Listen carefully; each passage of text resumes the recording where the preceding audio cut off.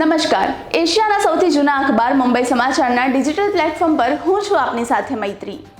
ચાલો નજર કરીએ આજના મહત્વના સમાચાર પર। ઉપરાષ્ટ્રપતિ જગદીશ ધનખડ આજે છત્તીસગઢના રાયપુરની એક દિવસીય મુલાકાતે તેઓ આજે વિદ્યાર્થીઓ સાથે વધુ સારા ભારત બનાવવા માટેના વિચારો પર એક ઇન્ટરેક્ટિવ સત્રની અધ્યક્ષતા કરશે। મુખ્યપ્રધાન ભૂપેન્દ્ર પટેલના હસ્તે આજે બોપલ ખાતે એએમસી દ્વારા નવનિર્મિત ઓક્સિજન પાર્કનું લોકાર્પણ કરવામાં આવ્યું। આ પ્રસંગે તેમણે વૃક્ષારોપણ પણ કર્યું। છત્તીસગઢમાં સુરક્ષા દળોને મળી મોટી સફળતા। गरियाबादમાં થયેલી અથડામણમાં 14 નક્સલીઓ માર્યા ગયા।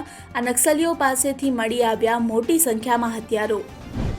ઉત્તર પ્રદેશના પ્રયાગરાજમાં ચાલતા મહાકુંભનો આજે 9મો દિવસ। અત્યાર સુધીમાં 8 કરોડથી વધુ શ્રદ્ધાળુઓએ સંગમ ઘાટ પર લગાવી આસ્થાની ડૂબકી। ગુજરાત સરકારની મોબાઈલ મેડિકલ વાન યોજના બની આશીર્વાદરૂપ। અત્યાર સુધીમાં 31 લાખથી વધુ શ્રમયોગીઓએ તેમના આશ્રિતોએ યોજનાનો લાભ લીધો। હાલમાં 24 મોબાઈલ મેડિકલ વાન કાર્યરત, જ્યારે વધુ નવી 6 વાનને શરૂ કરવામાં આવશે। લઘુત્તમ તાપમાનમાં 4 થી 5 ડિગ્રીનો વધારો થતાં રાજ્યમાં ઘટ્યું ઠંડીનું જોર। મોટાભાગના શહેરોમાં 15 ડિગ્રીથી વધુ તાપમાન। વેસ્ટર્ન ડિસ્ટર્બન્સના કારણે 2 દિવસમાં તાપમાનમાં નહીં થાય ફેરફાર। સુરતમાં ધોરણ 8ની વિદ્યાર્થિનીએ કર્યો આપઘાત।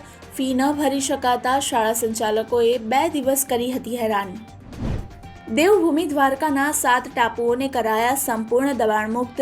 જિલ્લા વહીવટીતંત્ર અને પોલીસ વિભાગે ટાપુ પર ગેરકાયદે બનેલા 36 જેટલા દબાણોને દૂર કર્યા, જેમાં રાજ્યના ગૃહપ્રધાન હર્ષ સંઘવીએ એક્સ પર વિડીયો અને ફોટા શેર કરીને જાણકારી આપી। રામોલ પોલીસને મળી મોટી સફળતા। પોલીસને બંધ બોડીના કન્ટેનરમાં દારૂ અને બિયરનો મોટો જથ્થો મળી આવ્યો। જૂનાગઢના કેશોદમાંથી બોગસ ડોક્ટર ઝડપાયો। ડિગ્રી વિના ચલાવતો હતો આ દવાખાનું। આવા જ ઇન્ફોર્મેટિવ વિડીયોઝ માટે આપ જોડાયેલા રહો મુંબઈ સમાચારના ડિજિટલ પ્લેટફોર્મ સાથે।